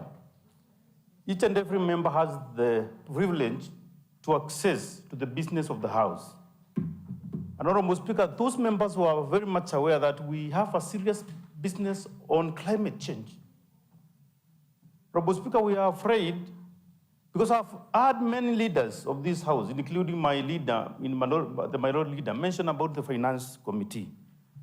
It is here confirmed that we have worse committees than the Finance Committee. And actually, the leadership is the problem. Just to add on, the Committee on Climate Change,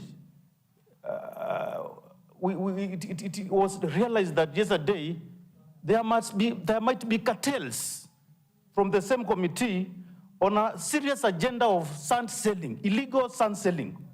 We are afraid whether the same members are on Mombasa Road looking elsewhere other than Kazikeu, where they can sell sand.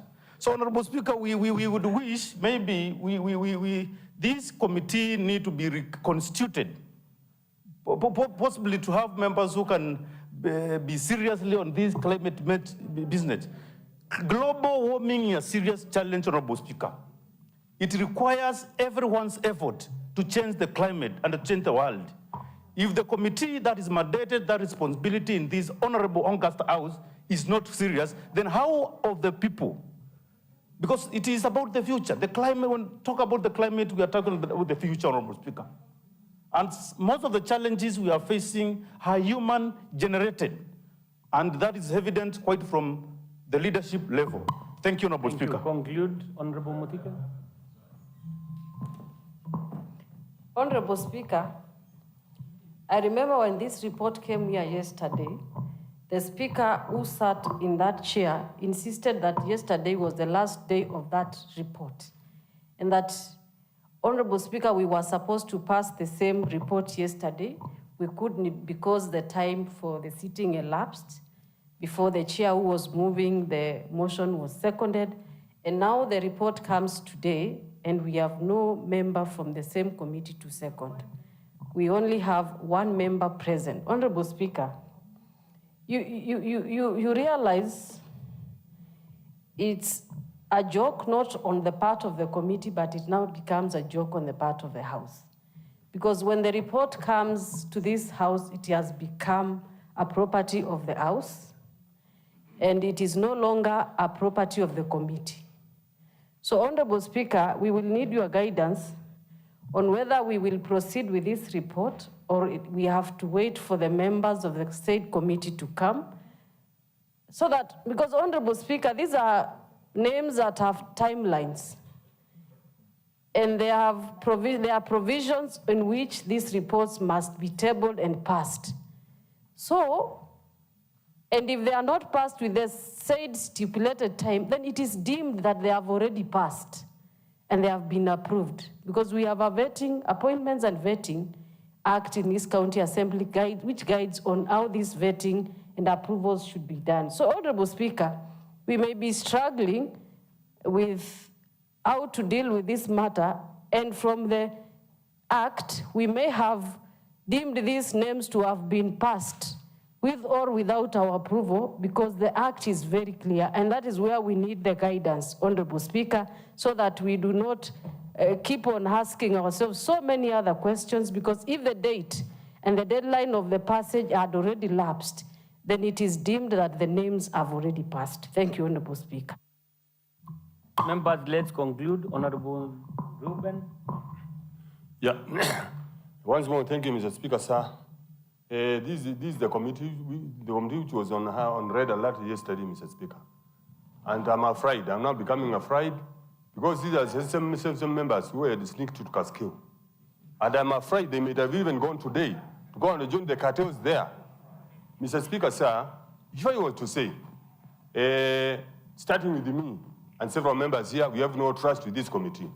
And you know, trust is just like a virginity. Once lost, can never be regained again. Mr. Speaker, sir, can you dissolve that committee? Thank you. Honorable Mwaki.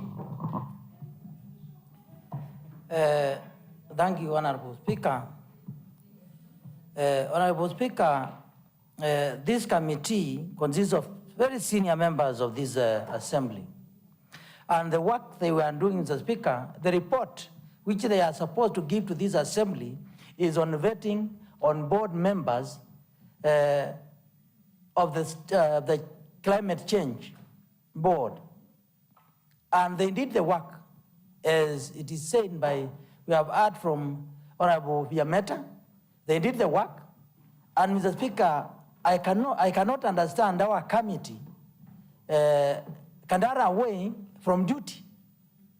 These members were here yesterday when the issue of Kazikeu and sand cartels was mentioned, that they stood up to clear the air, to clear themselves. Now, today, and the motion was supposed to be yesterday, Mr. Speaker, according to what we have heard. And Mr. Speaker, they know we have the report. The county government of Makueni is waiting for these people to sit on the board so that we can work and move forward. Mr. Speaker, I wonder whether the members of this assembly are really for climate. Mr. Speaker, if you look at the membership, all the members were here yesterday. Honorable Bernard. Proceed, Honorable Mwaniki. Mr. Speaker, I don't know what you are going to do, but this is a very serious mistake, Mr. Speaker. We don't know where these people have gone. The whole committee, except Viameta, and they were here yesterday when we are talking about sand harvesting cartels in Kazikeu. They could go to Kazikeu when they are not on duty, Mr. Speaker. Nobody sent them there. And they went to Kazikeu ward. When Mr. Honorable Nzai was doing some other business, waiting to come for after recess, Mr. Speaker, they could find time to go without even notice to another ward, to somebody's ward, Mr. Speaker, to mobilize people so that they can sell sand. Mr. Speaker, it's a pathetic situation. Message is home. Thank you. We, Mr. Speaker, we declare no trust on the committee, except if you are met. Except if you are met. The deputy leader majority was here yesterday. Honorable Kimongo was here yesterday. And Kimongo is a very good man. He's a very good chair of Committee of Public Accounts. I don't know he has been corrupted. I don't know where he is. We are afraid, we are afraid, we are afraid. And we need to get communication on where these members are. Thank you, Honorable Member. As we conclude, Honorable Mbalu.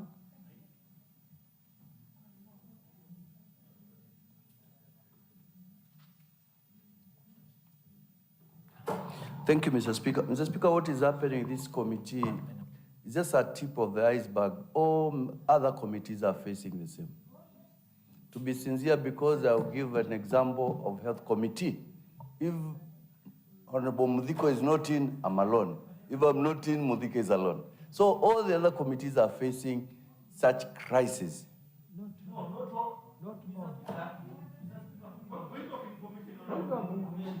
I don't need to be informed. I'm making my statement. I'm making my statement. Mr. Speaker, let's have some order. Mr. Speaker, I want to say this is the honorable member in silence. This is a tip of an iceberg. Most committees are facing these issues. And I'm saying, Honorable Viameta, a solution. Honorable Maniki, please consult in low tones.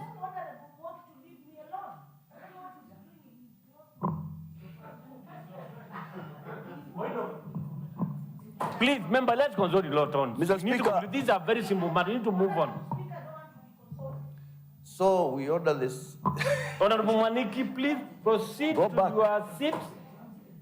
No, proceed to the other side and proceed to your seat. Mr. Speaker, I was saying the situations we are facing in committees must be addressed from your side, Mr. Speaker.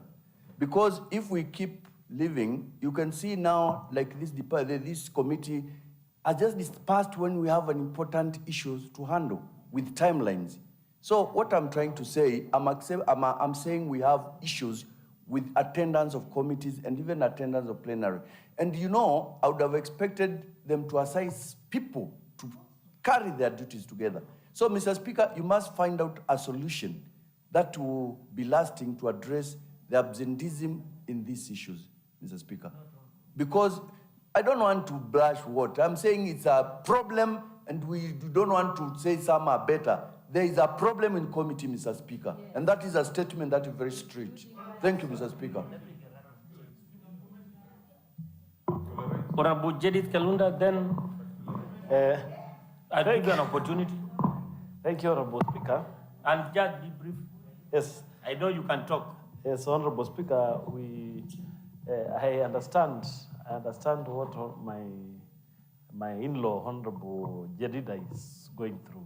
You know, she has not been part of the deal, and that's why. Proceed. Honorable Kalunda, proceed. Thank you, Honorable Proceed, Speaker. please. Thank you, Honorable Speaker. Because I can see now I get you, want to I make get you. contribution. Honorable Speaker, thank you. Honorable Speaker, yesterday, the Honorable Member for Ivengoni moved this motion. And I have spoken on matters to do with procedures today. And I have been very categorical because I'm a very keen listener. And the table office should be guiding members. Yesterday, Honorable Muti, before the Speaker adjourned this session, yesterday's session, Honorable Speaker, Honorable Muti had already moved that motion. And it only awaited somebody to do a secondment, which today, if Honorable Fiameta was part of the deal, maybe she could have just seconded the motion and kept her cool, Honorable Speaker. But since she seems not to be part of the bigger team, which is exhorting the people of Cascale of their sand and natural resources, Honorable Speaker, that is why she has not been briefed on what happened yesterday, Honorable Speaker. The list is very important. We need to see the people whom you vetted and you send a report to this assembly, which I listened very keenly from yesterday, where there is a pastor there are two other members, and the list was quite okay. And we need that list to be passed with immediate effect. But we cannot proceed, one, because the Committee on Environment has chosen not to be attending to these plenary sittings, Honorable Speaker. It is not the first time. Always, even when the chair is here, he never organizes his team to come to the assembly. Most of the times, they do not have seconders to their motions, Honorable Speaker. I want to ask myself, why should we be part of their deals, Honorable Speaker? I want to congratulate my friend, Honorable Maneno. He is speaking very well, Honorable Speaker, and he's doing very well. He has really improved from the last session till now. He's doing excellent and marvelous job. But when you look at what the Committee on the Environment is doing, it's a deliberate way to make sure that this business is stalled. I don't know where the instructions they are getting from. I now want to relate what Honorable Gisungi, the majority leader and his deputy are doing. They want to sabotage the business from the government side, Honorable Speaker. I want to agree with my friends here that the majority leader and his deputy are sabotaging the appointments and nominations from His Excellency, the Governor, Honorable Mutula Kilonzo Jr.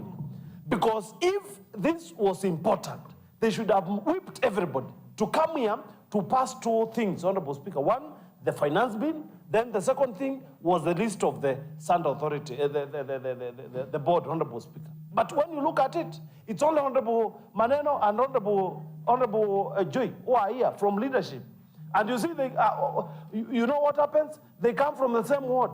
They spoke over the same, and they agreed they can come and then sabotage the saboteurs to the government business, Honorable Speaker. This is very wrong, Honorable Speaker. I want to stand in the gap, Honorable Speaker, to help this government to pass these legislations, Honorable Speaker. It's very unfortunate when you have members representing the government and they don't want to help the government, Honorable Speaker. This is very funny, Honorable Speaker.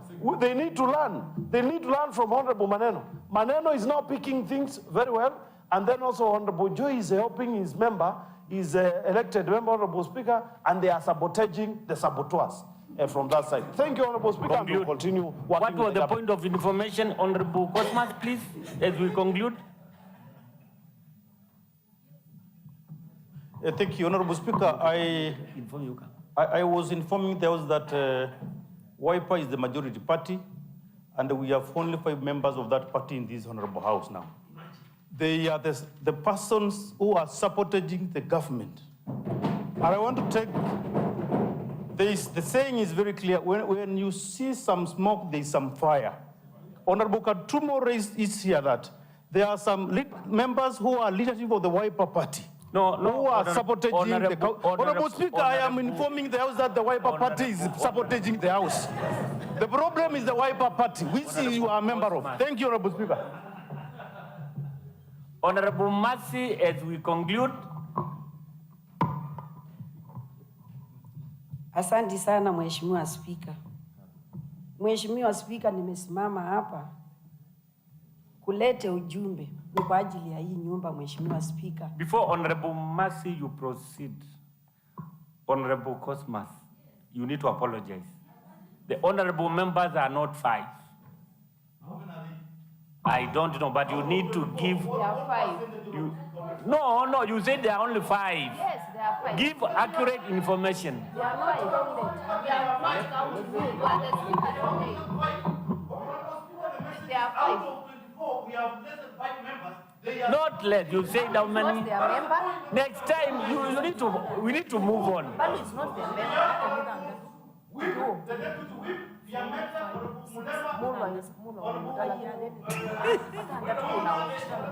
That is not 5. Unless you tell me you never want to join. Honorable Mwanik, order. Thank you. Let's proceed. Mercy, let's hear Honorable Mercy in silence. Order members. Let's give Honorable Mercy an opportunity. Honorable Mercy, proceed. Order members. Order members. Honorable Mercy, proceed. Honorable Mercy. Honorable Cosmas, you have apologized and you have moved on. Honorable Mercy, proceed. Asante sana Mheshimiwa Spika. Mheshimiwa Spika, nina ujumbe ni kwa ajili ya hii nyumba yetu. Mheshimiwa Spika, nilikuwa hapa muhula wa kwanza, wa pili na huu wa tatu. Mheshimiwa Spika, ninaye mshangao mkubwa kwa sababu waheshimiwa wenzangu wa huu muhula wa tatu chenye kiliwaleta kwa hii nyumba. Mheshimiwa Spika, mchana kulikuwa na mambo ya kurusha hapa na pale, ni kwa ajili ya mchanga. Mambo ya masingara ni ya maisha ya binadamu pia sisi. Mambo ya mchanga ni maisha ya watu wetu na maisha yetu. Mheshimiwa Spika, kamati ambayo inaweza shughulikia hayo mambo ndio leo inalete changamoto, Mheshimiwa Spika, kwa hii nyumba. Mheshimiwa Spika, wakati wa muhula wa pili tulipatwa na shida ya mlima Kifale ya Mheshimiwa wa Muka Alexander. Tulikuwa, Mheshimiwa Spika, nakumbuka vizuri, tulikuwa na mikutano yetu Plenary, na tulipopata habari ya kwamba watu wameingililia mlima Kifale, Mheshimiwa Spika, tulitoka huko na magari yetu kimoja kimoja mpaka kwa Mheshimiwa wa Mbooni. Mheshimiwa Spika, wakati huo tulikuwa tunamaanisha kasi. Wakati huo tulikuwa na umoja. Wakati huo tulikuwa na usemi mmoja. Wakati huo hatukuwa tunasema mwenzangu akipatwa na hii shida kwa wodi wake, kwa wodi yake ni wa chama fulani, ni wa chama fulani. Tulikuwa kwa hii mbunge tumeungana pamoja ili kutatua shida za wananchi wetu Makueni. Mheshimiwa Spika, wakati jana watu wa Kasikeu walikuwa na kilio, Mheshimiwa Spika, nilishangaa. Watu waliuliwa wakati wa 2014, 2015. Mangari yalichomwa. Mambo ya mchanga Makueni, Mungu ishemi, watu wa Makueni wakakataa na mchanga. Nimepatwa na mshangao. Mheshimiwa aliyekuja kipindi ya tatu anaenda kwa wodi ya mwenzake na mchanga ni kama ulilaaniwa wa Makueni. Mheshimiwa Spika, hii mbunge... Hebu Mheshimiwa Masi, ukiendelea na kumaliza, hatuna hoja ya kuhusu sana kwa mheshimiwa fulani, kwa sababu leo ilikuwa tu hiyo. Ninaongea Mheshimiwa ni kwa sababu ya kamati ya masingara. Tuelewe ni nini ya muhimu sahihi tunaloendelea na ile ya muhimu. Tusiende tukaongea mambo mingi ambayo haiko kwa sasa. Ukitaka unaweza ileta baadaye tafadhali. Sawa, Mheshimiwa Spika. Nilikuwa nailete kumaanisha hatuna muungano kwa hii nyumba. Kwa sababu gani? Tuna mchezo wa kazi tuliyepewa na wananchi. Na wananchi wanatuangalia. Na kama sisi hatutamaanisha kwa kazi tuliyopewa, wananchi wanatuangalia, wako pale nje, wanatusikiza. Mheshimiwa Spika, nilikuwa nasema hivi, kama kamati Mheshimiwa Spika itachukua majukumu yao, hatutakuwa tunaharibu wakati wa kulaumiana, wakati wa kusema hiki kimerudishwa mpaka kesho, mpaka next week. Mheshimiwa, hii bunge la tatu linastahili kujipanga vizuri na kuchukua sheria za hii nyumba waweze kutimiza. Maana wakati wa muhula wa pili ingekuwa sio sheria tulikuwa tunazitimiza, hatungeweza kutatua shida iliyokuwa na Mheshimiwa Alexander. Kwa hivyo nasema ya kwamba hata kama unasema ya jana sio vile, ninaweza kuongea mchanga uheshimiwe wa watu wa Makueni, Mheshimiwa Spika, na kamati inaweza angalia hayo mazirai ya binadamu na wananchi wa Makueni. Ni hiyo kamati ambayo leo imeleta changamoto. Kwa hivyo sina mengi Mheshimiwa Spika, ninamalizia. Asante. Honorable members, it's a serious business which we need to be transacting and take the matters very serious. Because I realized even yesterday there were you had, Honorable Ben, I gave you an opportunity, and you know the standing order when they say you cannot contribute on a matter on several, like when you want. I gave you an opportunity, inform word, you never said.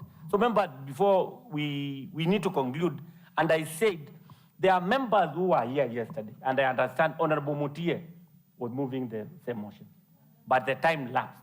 Today, I've realized, I've called honorable members here because the papers were laid yesterday. When I called the member, he doesn't understand if the paper was laid yesterday. And we need now to revert back to, because remember, even they have been issued with the paper because they never realized if somebody else within that committee laid a paper yesterday and today they need to move a motion. So, honorable members, it's very clear we have problem with our committees, and because we need to conclude this matter on the Committee on Environment and Climate Change, the matter will divide to tomorrow before the Speaker makes a determination, because we need to understand the motive behind it before a determination is meant and a way forward issued. Then above all, the chairs or the vice chairs who are here, let's take the matters of our committees very seriously. When you are not available the next day, prepare the committee. Because I'm even getting confused because I called a committee, they didn't know whether the paper was laid yesterday, and we moved on. But now, the paper, notice of motion was to be given today. So please, honorable members, we will make the work of this assembly very difficult to manage. So, as a way forward, let's take the business of this assembly very serious. If you don't want to take it very seriously, don't be in leadership position. Please, honorable members. Because it's becoming very difficult. And even for the table office to follow the matter, because a member is called, you don't even realize what happened yesterday. We don't follow. We are like strangers in this assembly. Please, honorable members, let's find time. We have been given, some members said, these are calling, this public service. We need to be very serious. Thank you. So members, we can conclude because time is also running out and we need to get some, what is it, Honorable Ben? Is it on point of order? Is it point of information? What is it before I give you an opportunity? To who? To this House. Proceed. Thank you, Honorable Speaker. Honorable Speaker, there's a saying or an idiom that says the pot calling the kettle black. And Mr. Speaker, you have heard members from that side, the opposition side, saying that the members from the Wiper Party are deliberately missing this today's session, Mr. Speaker. Now, Mr. Speaker, when we were passing the budget of this Makueni County, Mr. Speaker, you remember very well, the members from that side left that day to attend a function at State House, knowing very well we are going to pass a budget. So, Mr. Speaker, let them not call the pot black when they are black as the pot. Thank you. Members, please, I now wish also to refer back to order number 6. That is notices of motion, so that we can conclude that, and call upon the chairperson Committee on Infrastructure, Transport, Public Works to give a notice on the half-yearly progress report for the period January to June. Mulemba, did you put it? Hold on, kidogo. I'll give you an opportunity. You have it? Proceed, please, because we need now to conclude that business.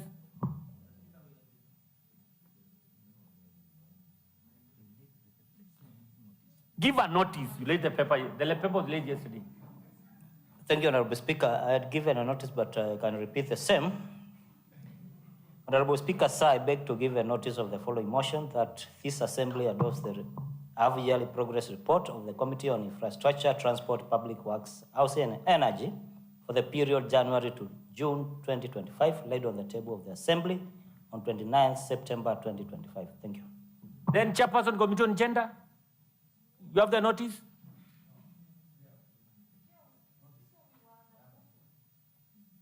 No, we have changed the sequence now again. Yes.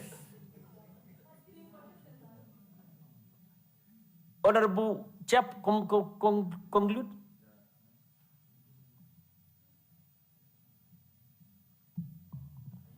Thank you, Honorable Speaker. Honorable Speaker, I beg to give a notice of following motion that this Assembly adopts the report of Committee on Gender, Children, Youth, Sports, social subsidies on the Makueni County Empowerment Fund, Guideline 2024, laid on the table of Assembly on 29th September 2025. Then Chairperson Committee on Environment.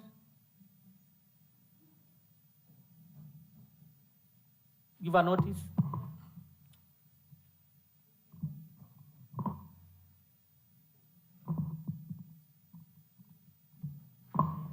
Thank you. Thank you, Honorable Speaker. Honorable Speaker, I beg to give notice of the following motion that this Assembly adopts the half-yearly progress report of the Committee on Environment and Climate Change for the period January to June 2025, laid on the table of the Assembly on 29th September 2025. Thank you.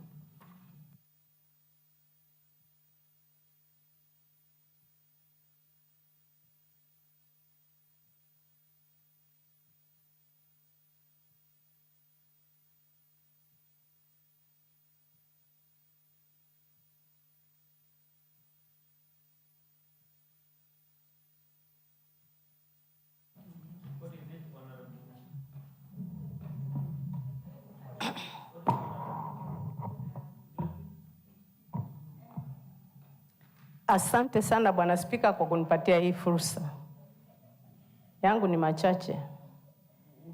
Kuhusu ile motion ya jana, ilikuwa imekosa tu mtu wa kusecond.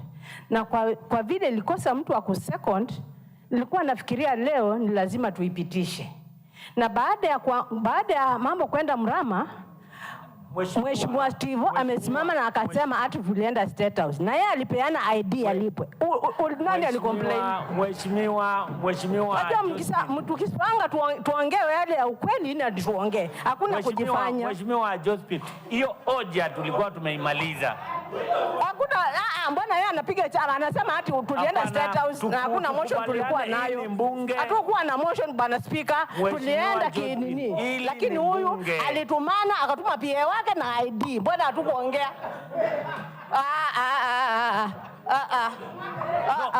Mheshimiwa Josephine, hiyo hoja ilikuwa imeisha. Kwa hivyo, honorable members, we cannot revert back to that matter. It's concluded.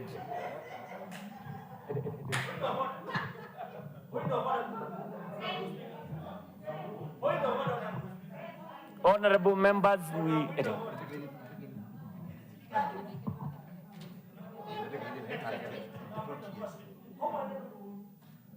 Honorable Tifu, what's the point of order?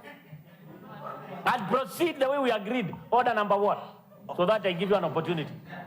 A statement of facts. No, there is nothing like that. I've even requested for this.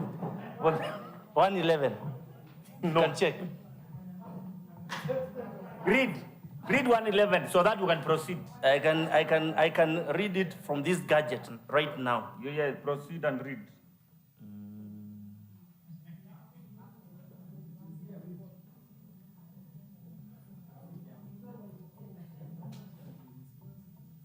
It's the responsibility for statement of facts. Thank Proceed. you. Read first 11:1. 11:1.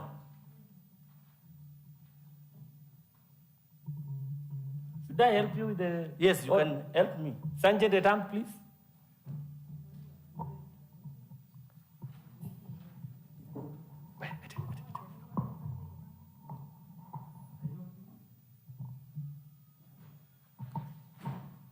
Standing orders 111. A member shall be responsible for accuracy of any facts which the member alleges to be true and may be required to substantiate any such facts instantly. On that, Honorable Speaker.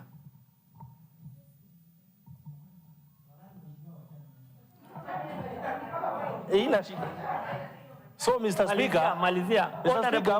Honorable Maniki, please, let's have some order. Let's hear the honorable member in silence. Everybody today has been given an opportunity. So can we give him an opportunity? We are not in a hurry. We can even proceed with the matter tomorrow. My Honorable Speaker, before then, I had raised on an issue of members calling others' names, Mr. Speaker. Honorable Kalunda, can we hear the honorable? Because we want to understand what the honorable member said. Can we give him an opportunity? Because if you are there, we have not been there. So can we give him an opportunity? Then what is the issue? Can the member confirm that they were going to State House for them to be paid? Because she said, let her confirm and how much they were paid at State House. Thank you. Honorable members, honorable members,